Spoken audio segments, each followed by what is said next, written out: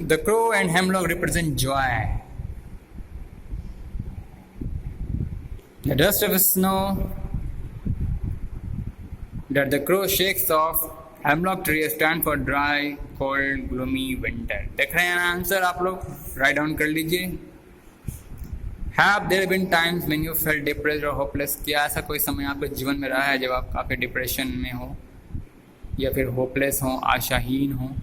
ऐसा मत होने देना आप लोग अपने जीवन में डिप्रेशन और होपलेस ये सब का कोई महत्व ही नहीं रखा है. एक आशा तो एक नाम की और बाकी आश निराश. पराधीन सपने सुख नहीं, जिनको इस संसार में आशा है.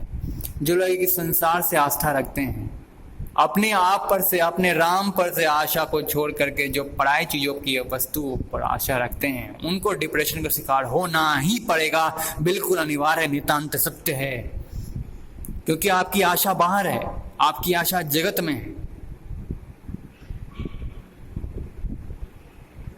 आशा तो करो एक राम की, क्योंकि बाकी आश निराश है. एक राम की आश छोड़ करके बाकी सारी आश निराश है, हताश है और कुछ नहीं है. तो आपके जीवन में जब भी कभी भी डिप्रेशन आए तो जरूर जान लेना आप अपने भगवान से दूर हो गए हो. आप भगवान राम की शरणागति से काफ़ी दूर हैं. आपने परमात्मा, अल्लाह, ईश्वर, गॉड आदि से काफ़ी दूर हो चुके हैं और मरने मिट जाने वाली नश्वर वस्तु में आपकी आशा हो गई है. इसलिए आपको डिप्रेसिव होना पड़ा है और कोई बात नहीं. देखिए, आज डिप्रेशन से एक घटना घटी है. एक्टर साहब, क्या नाम है, नाम भूल जाता हूँ, सुशांत कुमार राजपूत ने अपने आप को फांसी के फंदे पर लटका डाला. किससे प्रेरित होकर के? डिप्रेशन से प्रेरित होकर के. क्यों डिप्रेसिव हुआ? क्योंकि वो आशावानी था, संसार में आशा रखने वाला. देखिए, आशावादी होना गलत बात नहीं है, लेकिन आशावादी आप किसकी ओर हो? भगवान की तरफ हो कि संसार की तरफ हो? एक मायावी दुनिया के प्रति आशा रखते हो, इस मिथ्या संसार के तरफ आशा रखते हो, कि भगवान राम के प्रति रखते हो, भगवान अपने गॉड अल्लाह के प्रति रखते हो? कहाँ रखते हो? ये बात महत्वपूर्ण है. ये बात पर निर्भर करता है आपका सुख और शांति. आप क्या सपना देखते हो? What you dream to become, that doesn't matter. What you dream to become in life, what you want to do in life, that is not connected with your joy and happiness.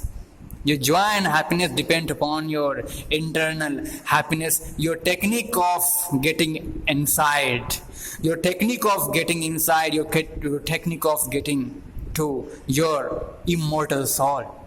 शाश्वत आत्मा की तरफ आपका निगाह है. क्या आप तरीका जानते हो उसकी तरफ, उसका ध्यान करने का, अपने अंतरात्मा में झांकने का? इस बात पर निर्भर करता है आपका सुख और शांति. और वहीं से सारा सामर्थ्य भी उदय होता है, वहीं से सारी शक्ति भी उदय होती है. आप जरा इमेजिन करो, रात को 6 घंटा आप चले जाते हो गहरी नींद में. कहाँ जाते हो? इस दुनिया को छोड़ कहीं ना कहीं जाते हो. क्या उस 6 घंटा में संसार का कोई स्मरण रहता है? क्या उस 6 घंटे की नींद में कोई संसार की कोई यादें, कोई खबर, कोई रहती हैं? नहीं रहती. फिर तो उस वक्त आप कहाँ होते हो? उसी भगवान में ही तो होते हो, उसी परमात्मा, उसी राम, आराम, उसी अल्लाह, गॉड, उसी में तो विश्राम पाते हो रात को. और फिर सुबह उठते हो तो ताजा, refresh, with full energy, with full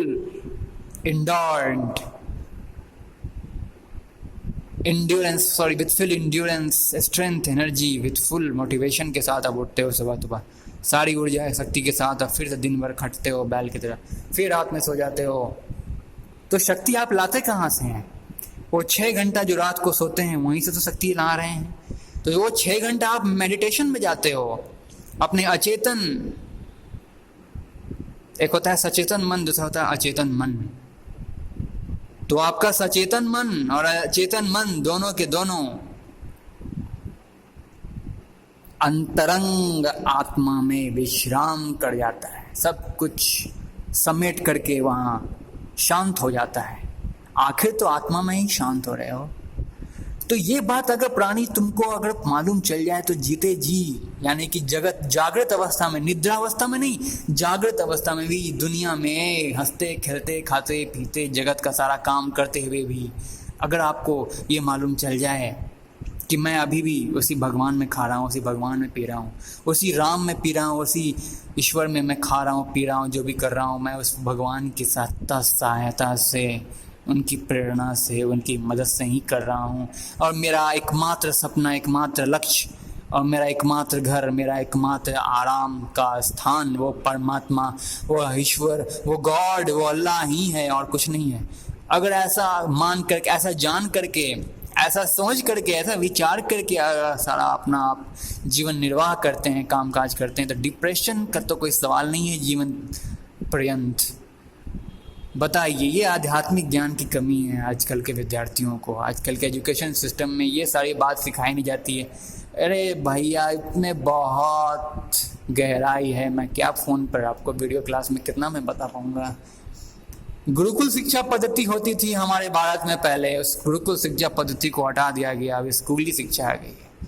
ये लॉर्ड मैकाले का सब खेल है, उसका षड्यंत्र है, भारत के नौजवानों को, नवयुवतियों को बर्बाद कर डालने का, पतित कर देने का। पढ़ाई लिखाई करो, लिखी लिखी लिखी जगत लिखी, पढ़ी पढ़ी पढ़ी क्या कीन।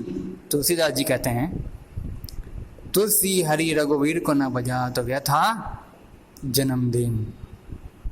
तो मिलते हैं, बात करते हैं अगले वीडियो में। ये वीडियो इसको आप लोग रख लो। Have there been any times when you feel depressed और होपलेस?